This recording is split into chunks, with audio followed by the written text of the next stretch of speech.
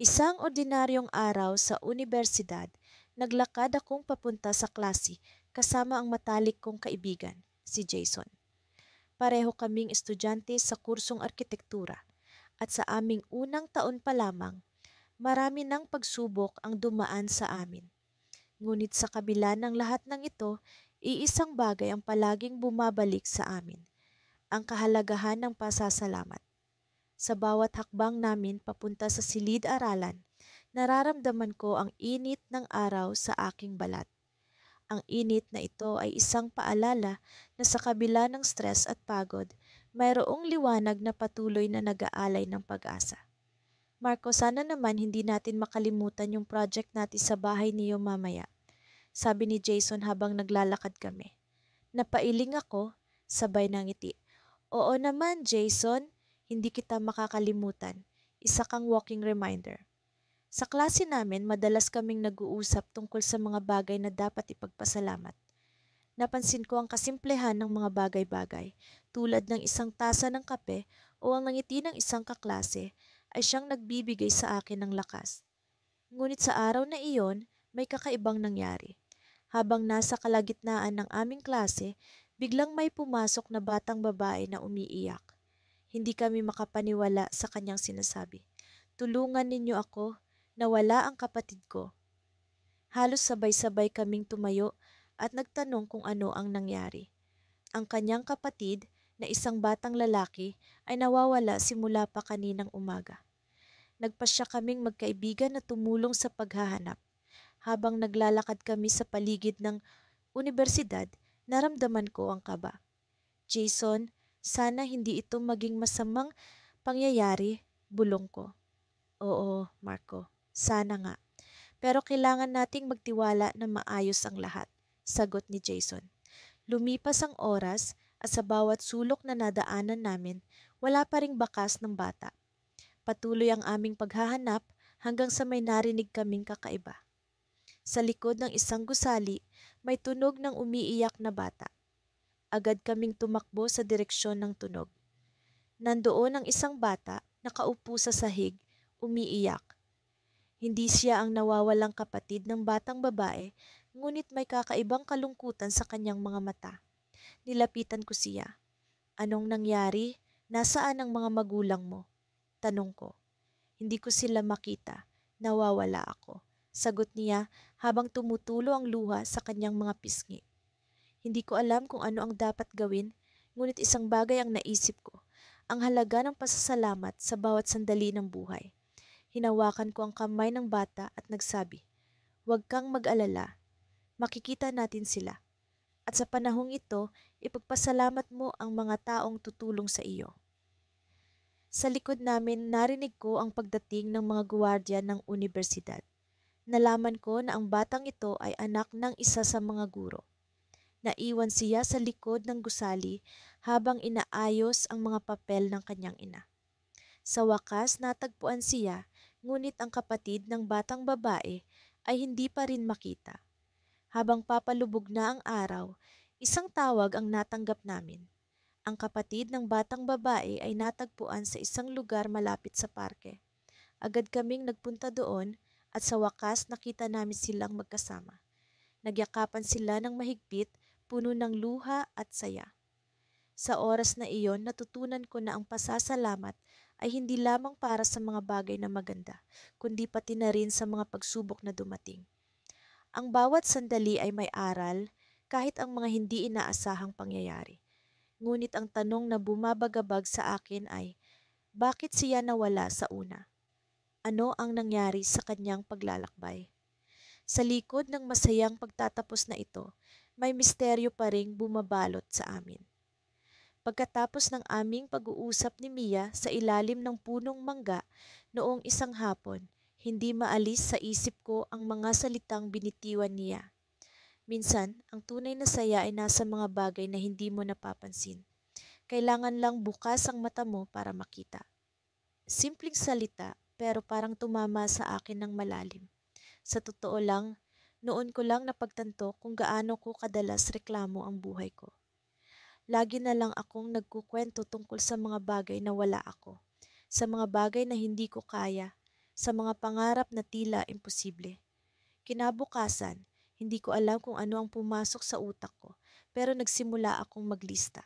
Oo, literal akong kumuha ng papel at bolpen para maglista ng mga bagay na dapat kong ipagpasalamat. Sa unang tingin, parang walang masyadong laman ang listahan ko. Pero habang tumatagal, unti-unti kong napansin na marami pala akong sinasayang na pagkakataon para maging masaya. May maayos na tahanan, sinulat ko.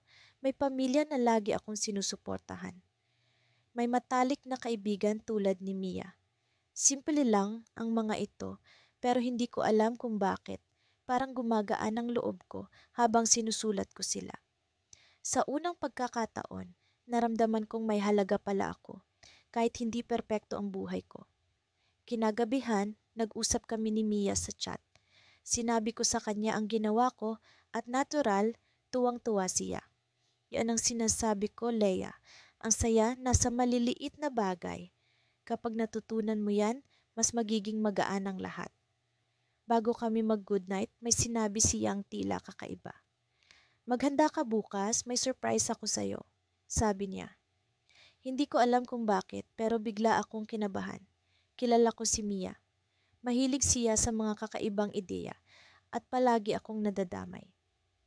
Kinabukasan, Sabado iyon, nagkita kami sa plaza ng bayan. Suot ni Mia ang paborito niyang pulang jacket at dala niya ang isang lumang backpack na tila puno ng kung ano-ano. Ano yan? Tanong ko habang nakakunot ang noo. Ngumiti lang siya, ang pilyang ngiti na palagi niyang ginagawa kapag may plano siyang hindi ko magugustuhan. Susunod ka na lang, Leia, tiwala lang. Wala akong magawa kundi sumunod. Dinala niya ako sa isang lumang eskinita sa gilid ng plaza kung saan may mga tambak ng basura, sirang upuan at mga karton. Sa isang sulok, may nakatambay na matandang lalaki. Marungis ang damit nito at halata sa mukha ang pagod. Hi, Mang Isko, bati ni Mia na parang matagal na silang magkakilala. Nagulat ako. Kilala mo siya? Tanong ko. Oo naman, lagi ko siyang nakikita dito tuwing bumibili ako ng pandesal malapit sa amin. Mabait siya, Leia, pero mahirap ang buhay niya. Hindi ko alam kung ano ang dapat kong maramdaman. Naiilang ako, pero may kung anong awa ang bumabalot sa puso ko. Ngumiti si Mang Isko, pero halata sa kanyang mga mata ang lungkot at pagod. Anong ginagawa natin dito, Mia? Tanong ko ulit, medyo iritable. Doon niya binuksan ang backpack niya. May laman itong mga tinapay, dilata, tubig at ilang lumang damit. Ibibigay natin to kay Mang Isko. Sabi mo, gusto mong matutong magpasalamat, di ba? Ito ang unang hakbang. Kapag natutunan mong magpasalamat sa kung ano ang meron ka, mas matututo kang magbahagi sa iba. Parang biglang tumigil ang mundo ko. Napatingin ako kay Mang Isko na ngayon ay nakangiti na habang inaabot ang tinapay na binigay ni Mia. Hindi ko alam kung bakit, pero parang may kirot akong naramdaman. Bakit hindi ko naisip to noon? Bakit ang dami kong reklamo sa buhay, pero hindi ko naisip na may mas mahirap pa pala kaysa sa akin? Sinubukan kong mangumiti, kahit medyo awkward. Salamat po, Mang Isko, sabi ko. Hindi ko alam kung bakit ko siya pinasalamatan, pero parang tama lang. Ngumiti siya pabalik. Salamat din, iha. Malaking bagay na to sa akin. Pagkatapos naming magbigay kay Mang Isko, naglakad kami ni Mia papunta sa malapit na parke. Tahimik lang kami, pero ramdam ko ang kapayapaan sa paligid. Bigla akong nagsalita. Mia, salamat ha. Sa totoo lang, hindi ko alam kung paano kita pasasalamatan. Sa susunod, ikaw naman ang gagawa ng paraan para makatulong sa iba, sabi niya sabay ngiti. Akala ko tapos na ang araw namin, pero bigla niyang hinila ang kamay ko. Teka, may isa pa akong surprise. Nang makarating kami sa gilid ng parke, may maliit na kahon siyang inilabas mula sa bulsa ng jacket niya. Para sa'yo to, sabi niya. Binuksan ko ang kahon at nakita ko ang isang maliit na kwintas na gawa sa kahoy. Simple lang, pero may nakaukit na salitang, salamat. Para saan to? Tanong ko. habang tinitingnan ng kwintas. Ngumiti si Mia para ipaalala sa'yo na kahit gaano kahirap ang buhay, laging may dahilan para magpasalamat. Nakangiti na sana ako pero bigla akong napansin ang isang papel na nakatupi sa ilalim ng kwintas. Binuksan ko ito at may nakasulat na, "Pagkatapos ng araw na ito, may malalaman kang isang lihim. Huwag kang mag-alala, Leia. Lahat ng nangyayari may dahilan." Napatingin ako kay Mia pero umiiwas siya ng tingin. "Mia, anong ibig sabihin nito?" Tanong ko pero ngumiti lang siya, ang pilyang ng ngiti na tila may itinatago. Hindi ko alam kung dapat ba akong matuwa o kabahan pero isang bagay ang sigurado, hindi pa tapos ang kwento namin.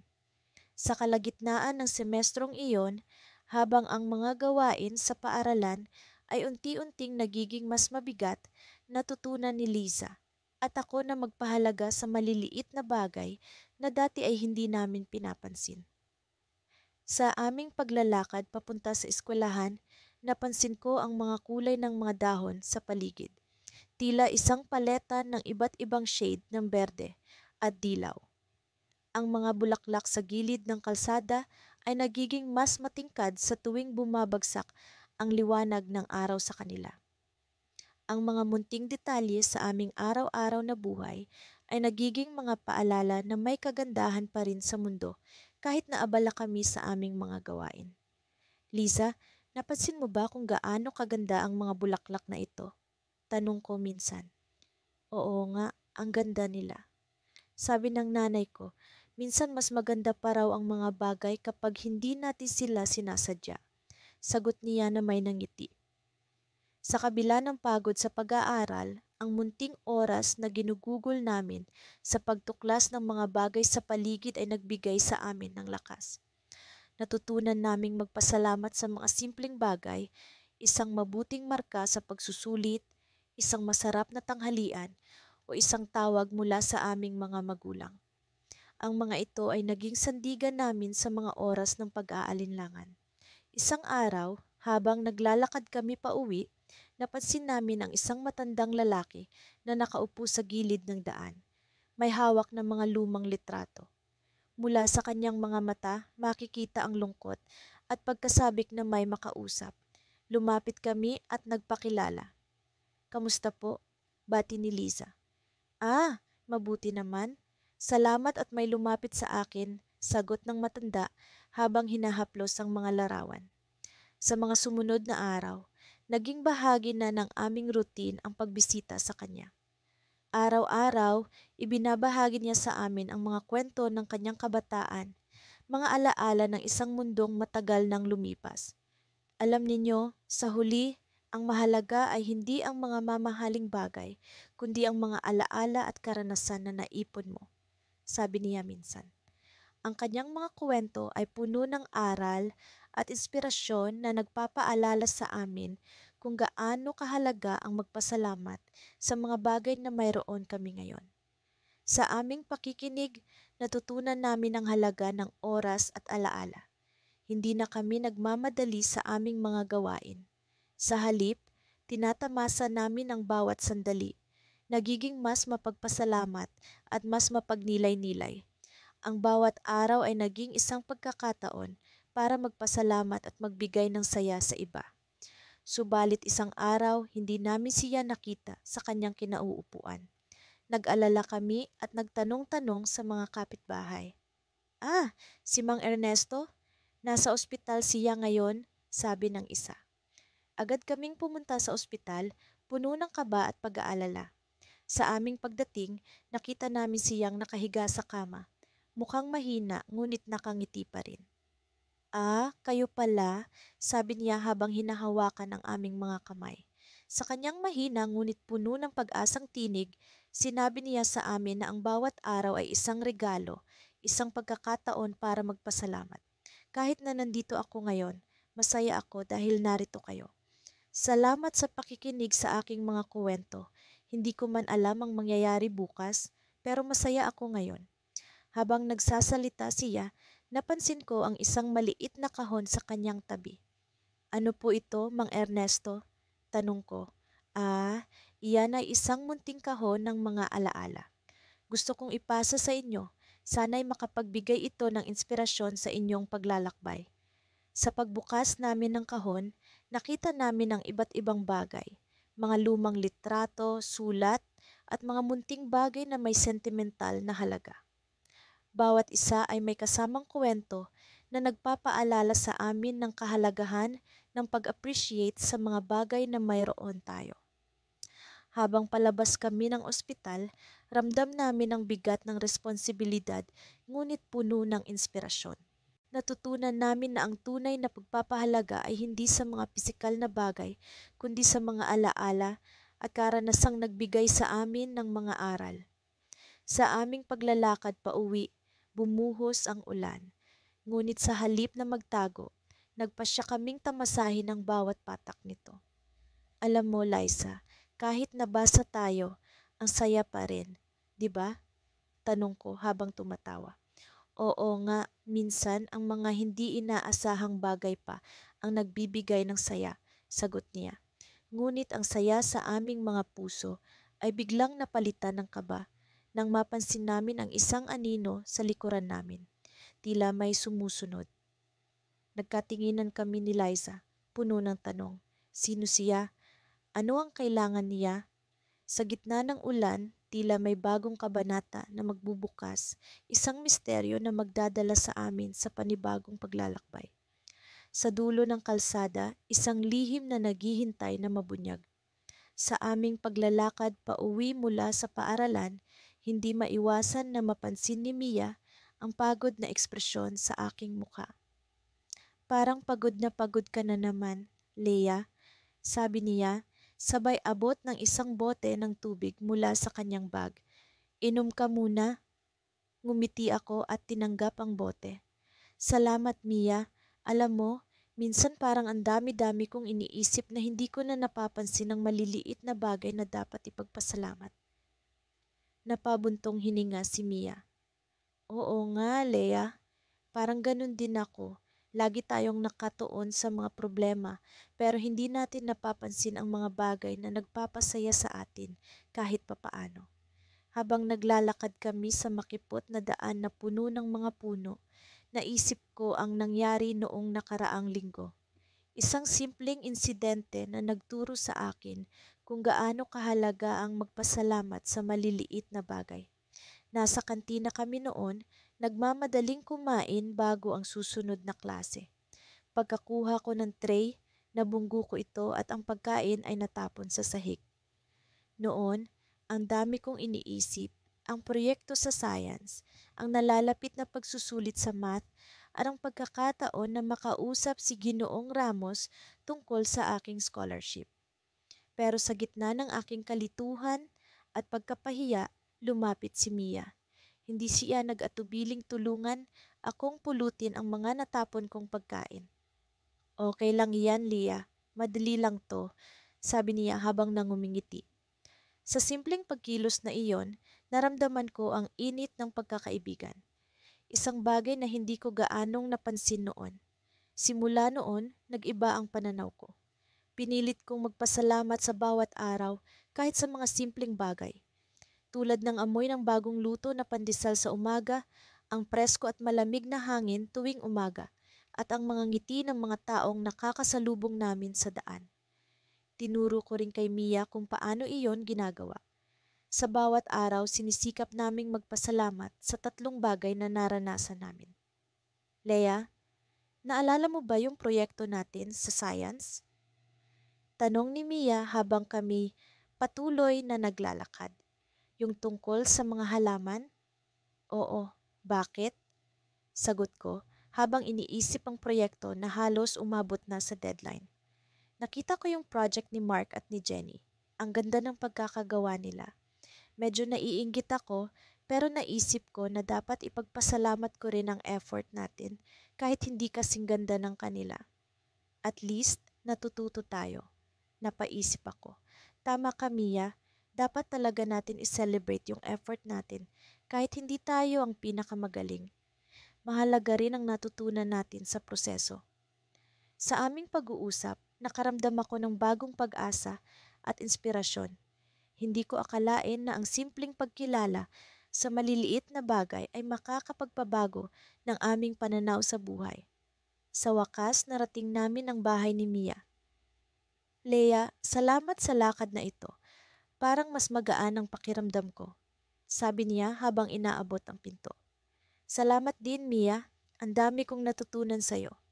Tugon ko habang niyayakap siya ng mahigpit. Ngunit bago tuluyang magpaalam, may napansin akong kakaiba sa paligid. Isang pamilyar na kotse ang nakaparada sa kanto. Pamilyar ang plaka nito, ito ang kotse ng aking ama. Pero imposible. Nasa ibang probinsya siya ngayon para sa isang mahalagang business meeting. Mia, teka lang, parang kotse ng tatay ko yan, sabi ko habang tinuturo ang kotse. Napakunot ang noo ni Mia. Baka naman nagkamali ka lang. Sabi mo nga, nasa ibang lugar siya. Ngunit hindi ako mapakali. May kung anong kutob ang bumabalot sa akin. Dahan-dahan akong lumapit sa kotse. Patuloy na sinusuri ang paligid. Sa loob nito, may naaninag akong isang kahon na puno ng mga lumang litrato at sulat. Mia, tingnan mo to, sabi ko habang binubuksan ang pinto ng kotse. Nakita namin ang iba't ibang mga larawan ng aming pamilya, mga alaala mula sa nakaraan. Ngunit sa ilalim ng mga litrato, may isang sulat na naka-address sa akin. Leia, mahalaga ito. Basa ni Mia sa nakasulat sa labas ng sobre. Sa pag-aalinlangan, binuksan ko ang sobre. Ang laman nito ay isang liham mula sa aking ama, nagsasaad ng mga bagay na hindi ko inaasahan. Naglalaman ito ng mga plano na maaaring makapagpabago ng aming buhay. Habang binabasa ko ang liham, isang damdamin ng pasasalamat at kaba ang bumalot sa akin. Hindi ko alam kung ano ang mangyayari sa susunod. Ngunit sa kabila ng lahat, alam kong ang mga maliit na bagay na ito, ang pag-unawa at pasasalamat, ay magdadala sa amin ni Mia sa mga bagong pagsubok at tagumpay. At habang nakatayo kami roon sa harap ng kotse, ang tanong na kalakip ng liham ay nananatili. Ano ang susunod na mangyayari sa aming dalawa? Sa kabila ng mga pagsubok na aming dinanas ni Miguel, natutunan naming pahalagahan ang bawat maliit na bagay sa buhay. Simula pa lang ng semestre, palaging may mga gabing hindi kami makatulog dahil sa dami ng proyekto at takdang aralin. Pero sa kabila ng lahat, palaging nandyan si Miguel para sa akin at ako para sa kanya. Ang aming pagkakaibigan ang nagsilbing sandigan sa mga panahon ng pagod at panghihina. Isang araw, habang kami ay naglalakad pa uwi mula sa paaralan, napansin namin ang isang matandang lalaki na nakaupo sa gilid ng kalsada. Mukha siyang gutom at pagod. Sa aking bulsa, may natira akong ilang barya mula sa baon ko. Tumingin si Miguel sa akin at alam ko na agad ang nasa isip niya. Ibinigay namin ang aming natitirang baon sa matanda. Sa aming munting pagtulong, nakita namin ang nangiti sa kanyang mukha na sumilay at kami napatingin sa isa't isa. Parang may kakaibang init sa aming dibdib na hindi namin maipaliwanag. Isang simpleng ngiti mula sa isang estranghero ang nagbigay sa amin ng pakiramdam ng tunay na pasasalamat. Sa mga sumunod na araw, naging abala kami sa aming mga gawain. Ang aming guro sa agham ay nagbigay ng isang mahirap na proyekto. Kailangan naming mag-research tungkol sa mga endangered species sa Pilipinas at gumawa ng isang presentasyon. Tinulungan ako ni Miguel na maghanap ng mga impormasyon. Napagtanto namin na sa kabila ng kahirapan ng proyekto, naging masaya kami sa pagkatuto ng mga bagong bagay. Ang bawat bagong impormasyon ay nagbigay sa amin ng panibagong pananaw sa mundo. Naging mas malalim ang aming pasasalamat sa kalikasan kahit sa maliliit na nilalang na dati hindi namin pinapansin. Isang gabi, habang kami nag-aaral, bigla kaming nawala ng kuryente. Ang aming mga laptop na ginagamit sa pagre-research ay hindi na namin magamit. Sa halip na mainis, nagdesisyon kaming magpahinga muna at magkuwentuhan na lang. Sa dilim ng gabi, sinindihan namin ng ilang kandila at nagsimula kaming magkuwentuhan tungkol sa aming mga pangarap sa buhay. Nakakatawa dahil sa kabila ng kawalan ng kuryente, naramdaman namin ang kapayapaan at kaligayahan. Walang distraction ng teknolohiya, kundi ang simpleng presensya ng isa't isa ang naging sapat na para sa amin. Natutunan namin na minsan, ang kawalan ng isang bagay ay nagbibigay daan upang mas pahalagahan ang mga bagay na nandyan. Habang lumilipas ang mga araw, mas lalo kaming naging mas malapit sa isa't isa. Natutunan naming pahalagahan ang mga maliliit na bagay na dati ay hindi namin pinapansin. Isang umaga, habang kami naglalakad papunta sa paaralan, napansin namin ang mga bulaklak sa gilid ng daan. Sa kabila ng polusyon at ingay ng syudad, ang mga bulaklak ay patuloy na namumukadkad. Naisip namin na katulad ng mga bulaklak, sa kabila ng mga pagsubok, patuloy pa rin kaming lumalaban at nagbibigay kulay sa mundo. Ang simpleng tanawin ng mga bulaklak ay nagbigay sa amin ng inspirasyon at pasasalamat. Sa isang nakakapanabik na eksena, habang kami ay nasa gitna ng paggawa ng aming presentasyon, biglang umulan ng malakas. Nagmadali kaming mag-ayos ng aming mga gamit para hindi mabasa.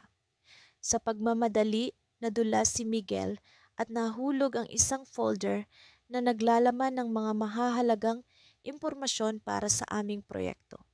Ang mga papel ay kumalat sa basa ng sahig at halos hindi na mabasa. Parang nag-unaw ang mundo ko sa mga oras na iyon. Pakiramdam ko ay mawawala na lahat ng aming pinaghirapan. Sa kabila ng aming pagkabigla, nagdesisyon kaming ayusin kung ano pa ang kaya naming ayusin. Sa gitna ng ulan, nagpatuloy kami sa pagtipon ng mga papel. Ngunit habang sinisikap naming isave ang mga natitirang impormasyon, may isang bagay na kakaiba ang nangyari. Sa gitna ng aming pagpanik, napansin namin ang isang lumang notebook na hindi namin napansin dati. Binuksan namin ito at laking gulat namin nang makita ang mga lumang tala ng isang estudyante mula sa nakaraang dekada. Ang mga tala ay tungkol sa parehong proyekto na aming ginagawa. Naging inspirasyon namin ang mga ito upang muling buuin ang aming presentasyon. Sa kabila ng pagkasira ng aming sariling mga dokumento, ang lumang notebook ay nagbigay sa amin ng bagong pag-asa. Parang sinadya ang lahat na sa gitna ng aming pagkabigo, may isang bagay na handang magbigay liwanag. Sa huli, natutunan namin na ang tunay na pasasalamat ay hindi lang sa mga magagandang bagay, kundi pati na rin sa mga hindi inaasahang pagkakataon na nagbibigay ng panibagong pag-asa. Habang kami ay naglalakad pa uwi, tinatanong ko ang sarili ko kung ano ang susunod na mangyayari. Pero alam ko, sa kabila ng lahat, ang pagkakaibigan namin ni Miguel ang magpapatuloy na magbigay inspirasyon sa amin na laging magpasalamat, kahit sa mga pinakamaliit na bagay. Ang twist na ito sa aming kwento ay isang paalala na sa bawat pagsubok, laging may liwanag na paparating. Ngunit hindi ko inaasahan ang susunod na mangyayari. Isang lihim na matagal nang nakatago ang nagbabadya na magbago ng lahat. Sa paglipas ng mga araw, naging bahagi na ng aming rutine ni Lila ang maglaan ng ilang minuto para pag-usapan ang mga bagay na aming pinasasalamatan. Minsan, sa ilalim ng lilim ng malaking puno sa likod ng aming paaralan, nakaupo kami sa berde at malambot na damuhan habang nagkukwentuhan. Parang isang ritual na namin ito. Isang kasanayang hindi lang basta ginagawa, kundi talagang inaabangan namin araw-araw. Hindi mo ba napapansin, Mia? Tanong ni Lila habang pinagmamasdan ang langit na puno ng naglalakihang ulap. Parang mas magaan ang pakiramdam ko kapag nagagawa kong magpasalamat kahit sa mga mumunting bagay. Napangiti ako sa sinabi niya. Oo, Lila, ako rin, parang mas nagiging malinaw ang lahat. Parang nababawasan ang bigat ng mundo. Sa totoo lang, mula nang simulan namin ang munting gawain na ito, napansin ko ang pagbabago sa aking perspektibo. Dati, Madalas akong mainis kapag hindi ko makuha ang gusto ko o kapag tila hindi nagiging patas ang takbo ng mga bagay. Ngunit ngayon, kahit ang simpleng nangiti ng isang kaklase o ang pagdampi ng malamig na hangin sa aking mukha tuwing umaga ay nagiging sapat na dahilan para maging masaya. Isang araw habang pauwi kami ni Lila, napansin namin ang isang matandang babae na mukhang nahihirapan sa pagbitbit ng kanyang mga pinamili. Agad kaming lumapit at nag-alok ng tulong. Naku, salamat mga iha, wika ng matanda. Hindi ko akalain na may mga kabataan pa palang katulad ninyo. Pagkatapos naming ihatid ang matanda sa kanyang bahay, nagpasalamat siya ng taos puso. Ang simpleng gawain na iyon ay nagdulot ng kakaibang init sa aming puso. Sa aming paglalakad pa uwi, napansin ko ang pamumula ng pisngi ni Lila. Nakakatuwa, ano? Sabi niya, tila nangungusap ang kanyang mga mata. Hindi natin kailangan ng malaking bagay para makaramdam ng kagalakan. Tumango ako. Oo, Lila. Minsan, ang mga simpleng bagay ang nagdadala ng pinakamasarap na pakiramdam. Habang naglalakad kami pa uwi, napansin ko ang isang estrangherong nagmamasid sa amin. Nakasuot siya ng kupas na damit at may suot na sombrero na tila nagtatago ng kanyang mukha. Agad akong nakaramdam ng kaba.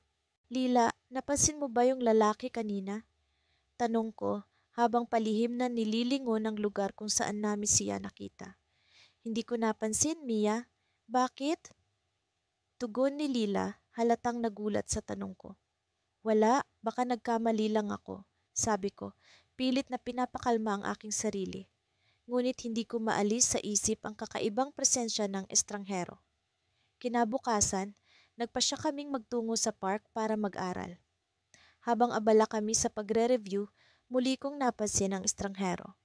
Nakaupo siya sa isang bench tila nakamasid sa amin mula sa malayo.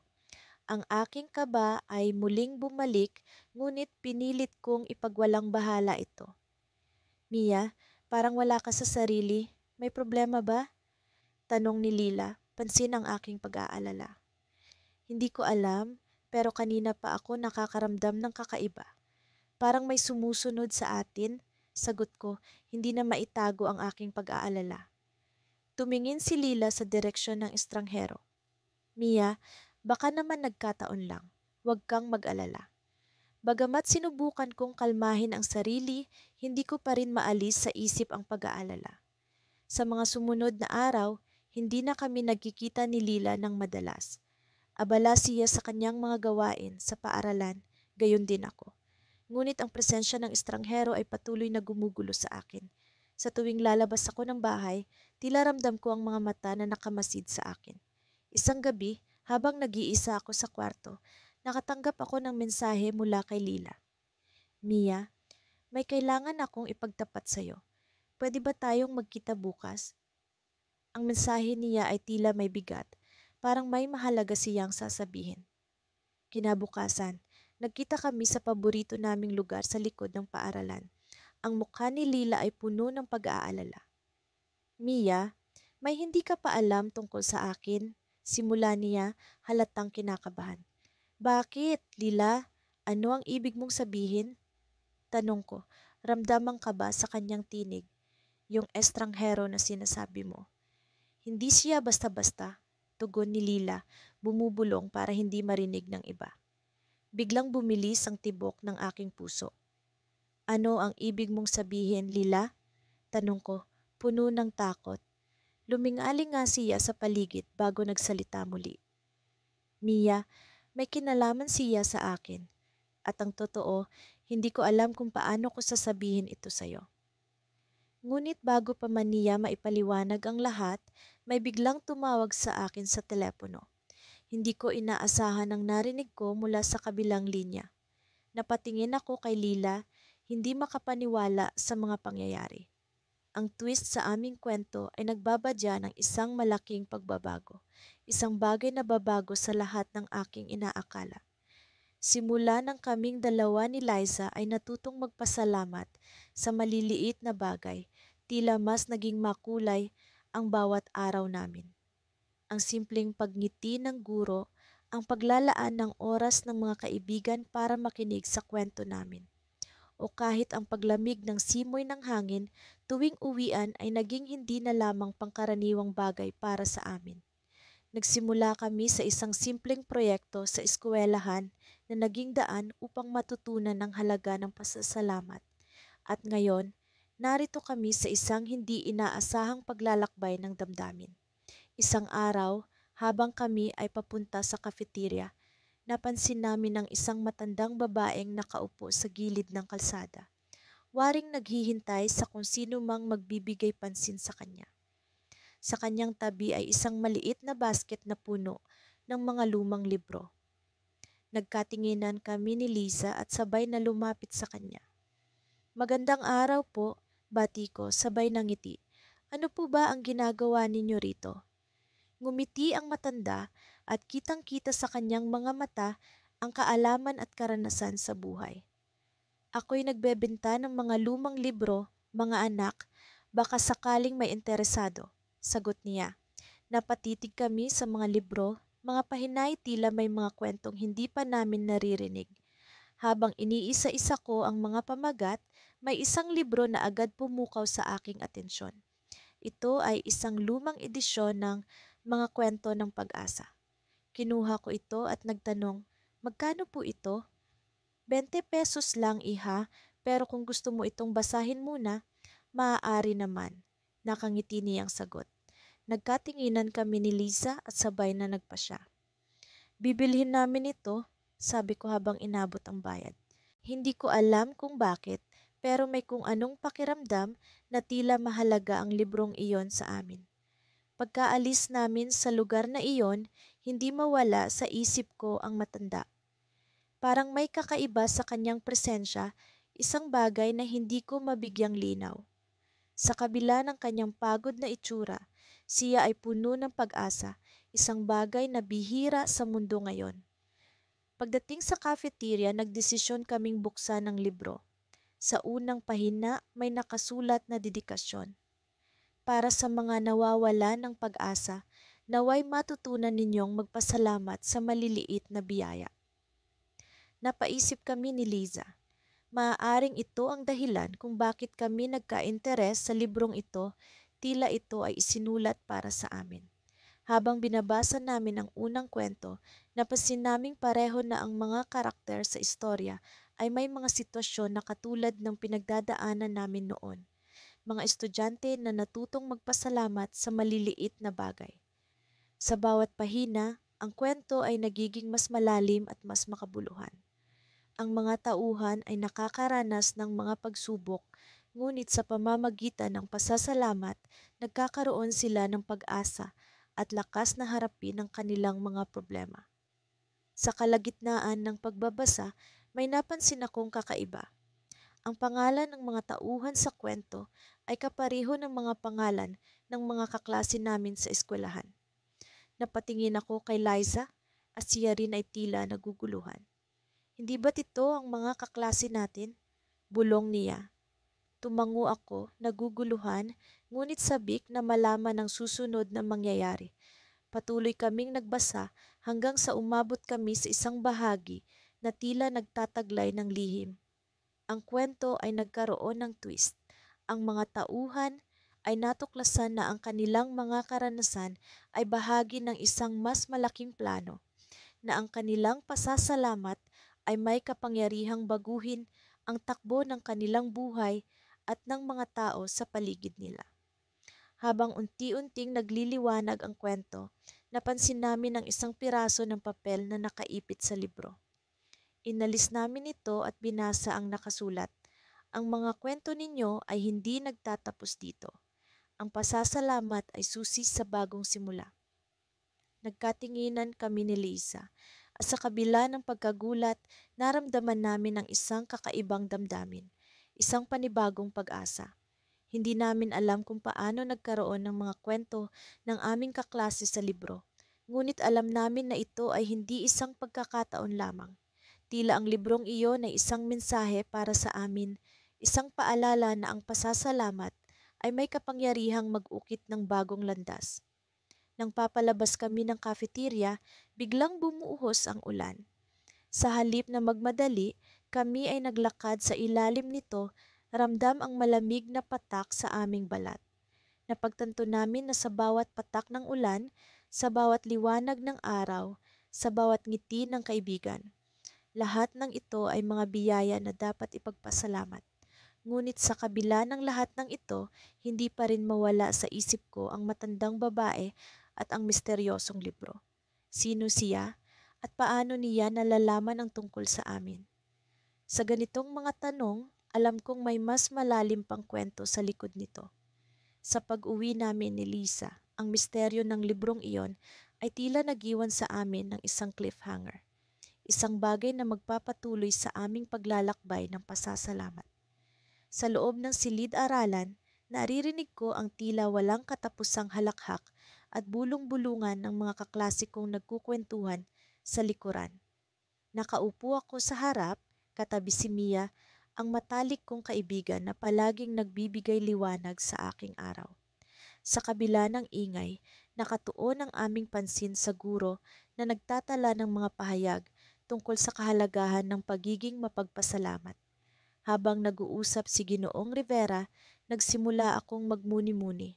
Sa loob ng ilang linggo, mas naging malapit kami ni Mia. Sa bawat araw na magkasama, unti-unti kong natutunan ang halaga ng maliliit na bagay na madalas na hindi ko pinapansin. Noon, madalas akong magreklamo tungkol sa mga bagay na hindi ko makuha, mga bagong sapatos, bagong telepono, o kahit ang pagiging top sa klase. Ngunit sa tulong ni Mia, natutunan kong pahalagahan ang mga bagay na naririto sa akin. Ang masarap na almusal na ihinanda ni nanay, ang mga tawanan namin ni Mia at ang mga magagandang tanawin sa pag-uwi namin mula sa eskwela. Isang araw, nagkaroon ng isang hindi inaasahang pangyayari na nagpabago sa takbo ng aming mga buhay. Habang naglalakad kami pa uwi, nakita namin ang isang maliit na libro na nakalapag sa gilid ng daan. Ang pabalat nito ay luma at may bahagyang punit. Ngunit tila may isang kakaibang kapangyarihan itong nagmumula sa loob. Agad kaming nagka-interes at pinulot ito ni Mia. Sa loob ng libro, may mga pahinang puno ng mga kwento at aral ng iba't ibang tao. Mga kwentong nagsasalaysay ng kanilang mga karanasan sa pasasalamat at kung paano nito nabago ang kanilang buhay. Ano kaya kung basahin natin ito ng sabay? Tanong ni Mia habang excited na binubuklat ang mga pahina. Pumayag ako at sa bawat kwentong nababasa namin, mas lumalalim ang aming pangunawa sa kahalagahan ng pasasalamat. Bawat kwento ay may natatanging mensahe, ngunit lahat ay nag-uudyok sa amin na mas pahalagahan ang mga bagay na mayroon kami kaysa sa mga bagay na wala. Isang gabi, habang nagbabasa kami ni Mia sa ilalim ng malamlam na ilaw ng kanyang lampara, may isang kwento na umantig ng aming mga puso. Ito ay tungkol sa isang batang nawalan ng kanyang mga magulang sa isang aksidente. Ngunit sa kabila ng matinding kalungkutan, natutunan niyang pahalagahan ang pag-aalaga ng kanyang lola at mga bagong kaibigan. Ang kwento ay puno ng emosyon at hindi namin mapigilang maging emosyonal habang binabasa ito. Minsan, akala natin kailangan natin ng higit para maging masaya, sabi ni Mia habang pinipigil ang kanyang mga luha. Pero sa totoo lang, ang kailangan lang natin ay makita ang halaga ng kung ano ang mayroon tayo. Sumang-ayon ako sa kanya at mula noon, mas lalo naming pinahalagahan ang bawat maliit na bagay sa aming buhay. Sa bawat araw, sinisikap naming magsulat ng mga simpleng bagay na pinasasalamatan namin. Isang maganda at makulay na bulaklak sa daan, isang nangiti mula sa aming guro, o kahit ang malamig na hangin sa umaga. Ngunit isang umaga, pagdating namin sa paaralan, may kakaibang nangyari. Pagpasok namin sa silid-aralan, nakita namin ang mga kaklase naming nagkukumpulan sa isang sulok. Agad kaming lumapit at nalaman namin na may nawawala. Ang isa sa mga kaklase namin, si Carlo, ay hindi na dumating sa klase mula pa noong isang araw. Walang nakakaalam kung nasaan siya at lahat ay nag-aalala. Habang nag-uusap ang lahat, biglang tumunog ang aking telepono. Isang mensahe mula sa hindi kilalang numero ang nagpaalab ng aking kaba. Alam kong pinapahalagahan mo ang mga maliliit na bagay.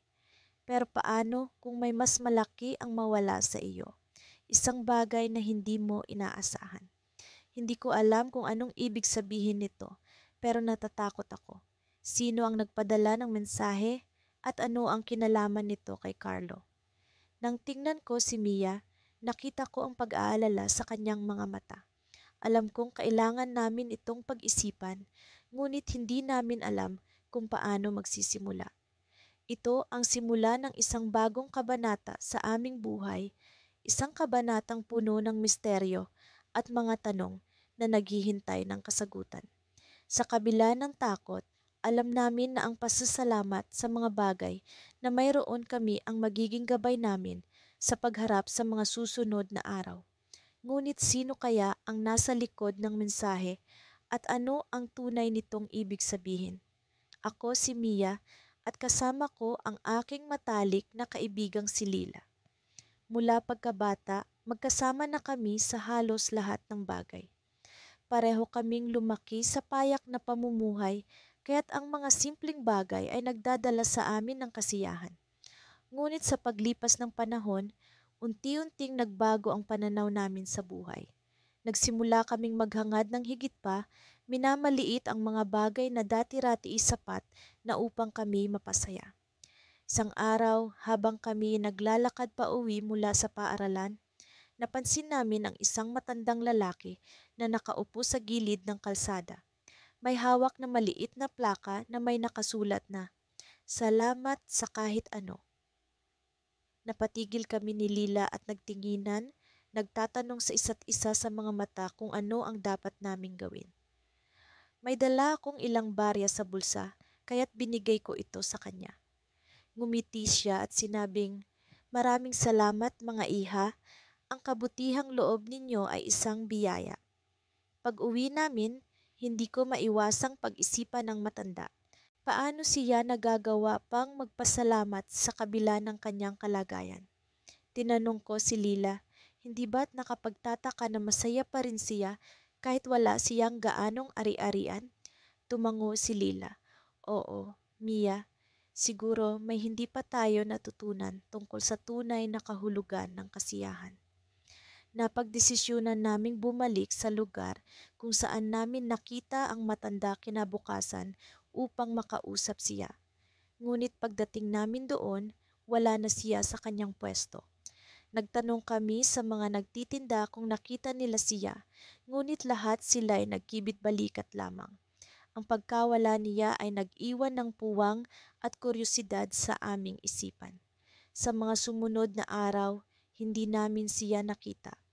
Ngunit isang bagay ang bumago sa amin, ang kanyang mensahe. Sinubukan naming ipamuhay ang kanyang simpleng aral. Nagsimula kaming magpasalamat sa mga simpleng bagay. Sa araw na sumisikat, sa pag-ulan na nagbibigay ng lamig, at sa mga kaibigan at pamilyang laging nariyan para sa amin.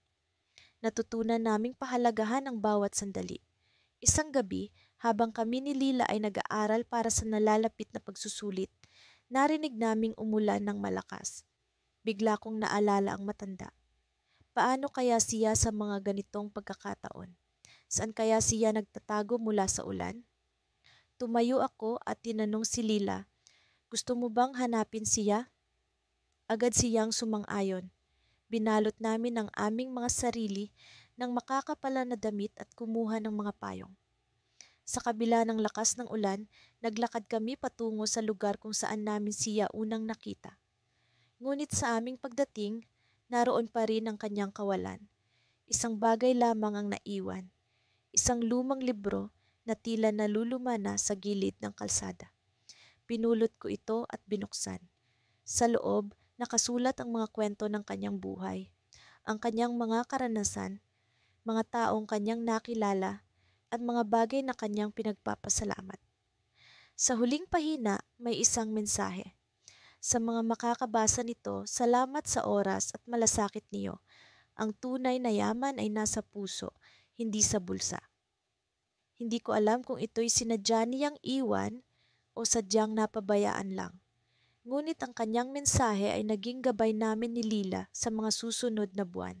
Sa bawat araw sinubukan naming magpasalamat at magbigay sa iba kahit sa maliit na paraan.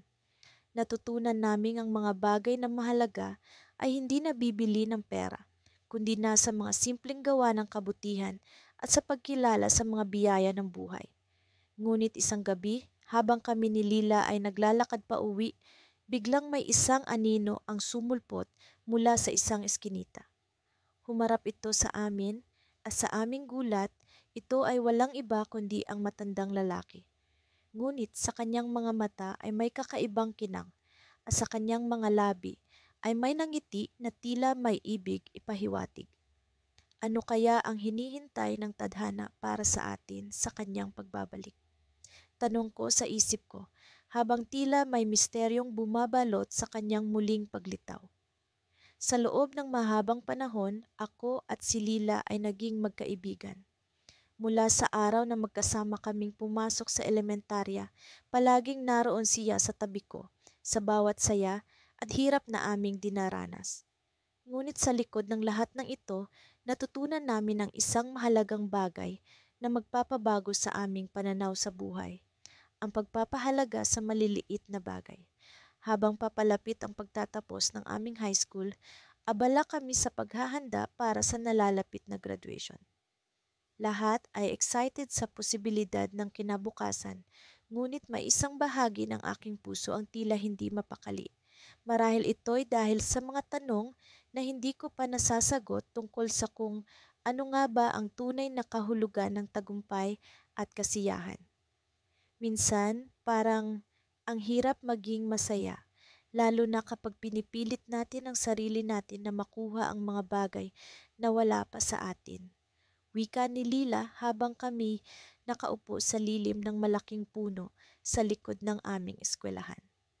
Pero alam mo, Carla, sa totoo lang, baka ang mga maliliit na bagay ang tunay na nagbibigay saya.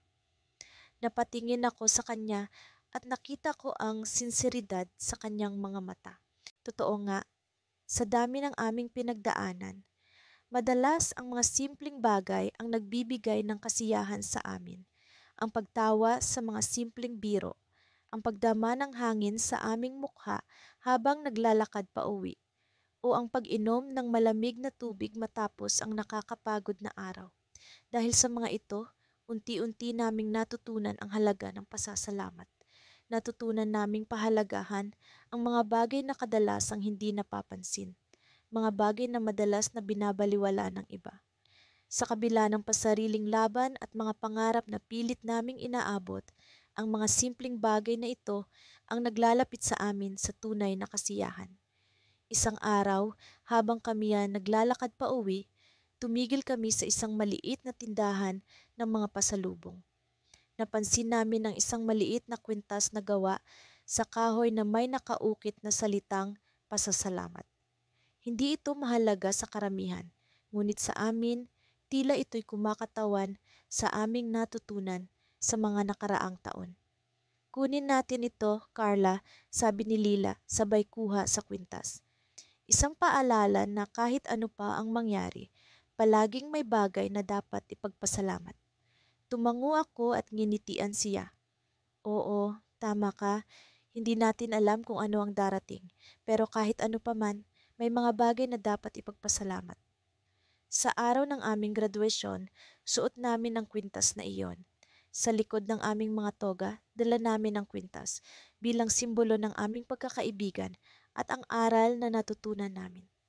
Habang nakatayo sa harap ng entablado, napagtanto ko na ang tunay na halaga ng tagumpay ay hindi sa mga medalya o parangal na matatanggap, kundi sa mga maliliit na bagay na nagbibigay saya at inspirasyon sa araw-araw.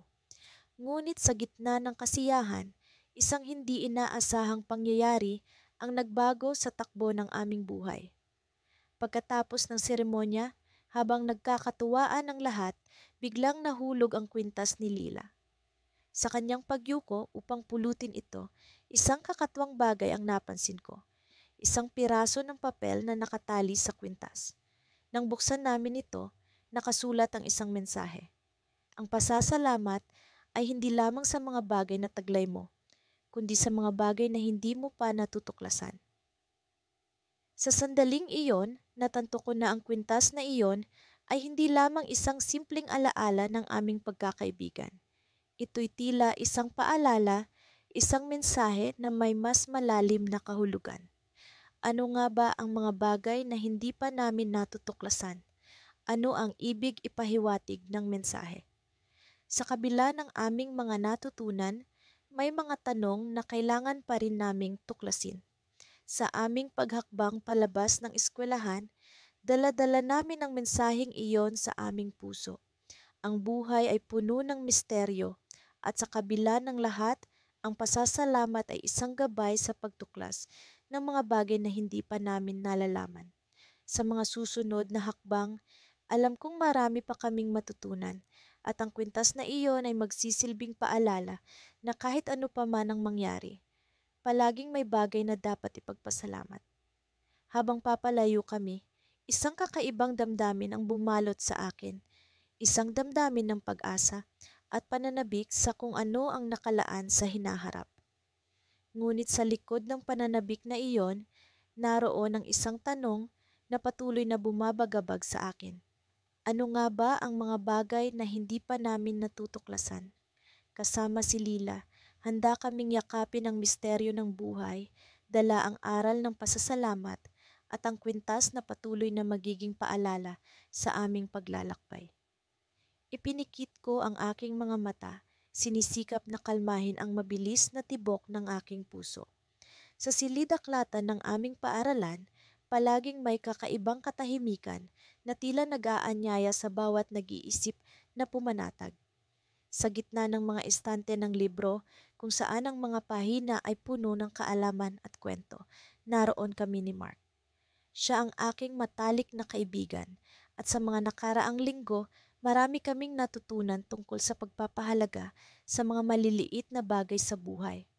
Alam mo, ang dami kong napagtanto nitong mga nakaraang araw. Bulong ni Mark habang pinagmamasdan ang isang lumang aklat sa kanyang mga kamay. Parang ang daming hinahanap ng tao sa buhay, pero minsan, andiyan lang pala sa tabi-tabi yung mga bagay na tunay na mahalaga. Ngumiti ako, sumasang-ayon sa kanyang sinabi. Simula nang mangyari ang insidenteng iyon sa paaralan kung saan halos mawalan kami ng pagkakataon na makapag-aral sa paborito naming guro dahil sa isang aksidente, unti-unti naming natutunan na ang buhay ay puno ng mga hindi inaasahang pangyayari. Ngunit sa kabila ng lahat, natutunan naming magpasalamat sa maliliit na bagay, sa mga pagkakataon, sa mga tao at sa mga aral na dala ng bawat araw. Ang hirap din minsang maintindihan ang lahat ng nangyayari, di ba?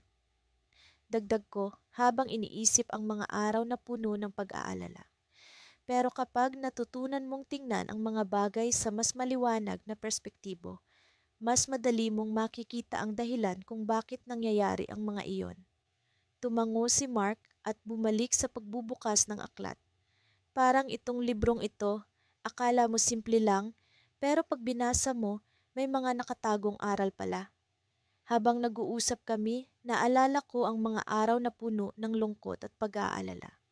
Ngunit dahil sa suporta ni Mark at ang bagong perspektibo na natutunan namin, naging mas madali ang pagharap sa mga pagsubok. Ang simpleng pag-aalala sa mga maliliit na bagay, katulad ng masayang pagtawa, isang magandang umaga, o ang presensya ng isang tunay na kaibigan, ay naging isang mahalagang bahagi ng aming buhay.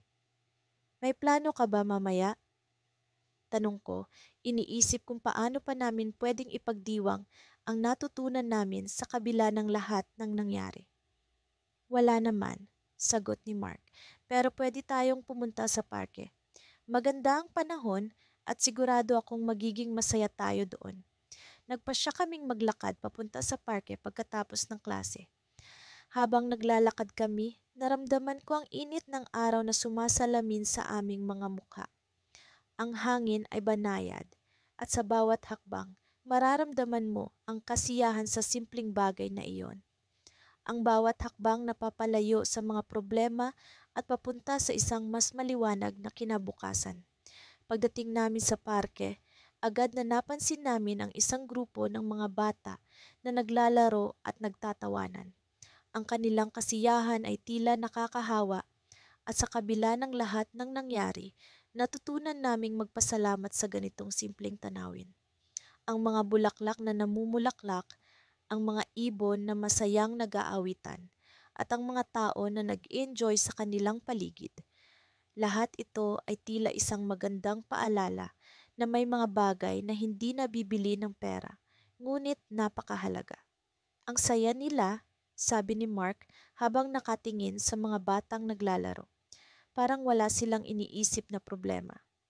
Oo nga, tugon ko. Siguro dahil masaya sila sa mga simpleng bagay. Dapat matutunan din natin yan. Habang nagmamasid kami sa paligid, biglang nagring ang telepono ni Mark. Nagulat siya at mabilis na kinuha ito mula sa bulsa. Nakita ko ang biglaang pagbabago sa kanyang mukha mula sa kasiyahan patungo sa pag-aalala. Si Mama, bulong niya bago sagutin ang tawag. Habang kausap niya ang kanyang ina, napansin ko ang pag-aalala sa kanyang boses. Ano? Paano nangyari? Tanong ni Mark at sa sandaling iyon, naramdaman ko ang bigat ng hindi inaasahang balita. Sige, pupunta na ako diyan. Pagkatapos ng tawag, tumingin siya sa akin at kitang-kita ko ang pag-aalala sa kanyang mga mata. Kailangan kong umuwi, may nangyari kay Papa, sabi ni Mark. At sa sandaling iyon, alam kong may bagong pagsubok na naman kaming haharapin. Ngunit sa kabila ng lahat, alam ko na hindi kami nag-iisa. Sa likod ng pag-aalala at takot, naroon ang pag-asa na sa kabila ng mga pagsubok, may mga bagay pa ring dapat ipagpasalamat. Sa simpleng presensya ng isang kaibigan, sa bawat hakbang na ginagawa namin, at sa bawat aral na natutunan, lahat ito ay magbibigay lakas sa amin. Habang nagpaalam si Mark, alam kong ang susunod na kabanata ng aming kwento ay puno ng hindi inaasahang pangyayari. Ngunit sa kabila ng lahat, handa kami. Dahil sa bawat hakbang, sa bawat pagsubok, at sa bawat tagumpay, natutunan naming magpasalamat sa mga bagay na tunay na mahalaga.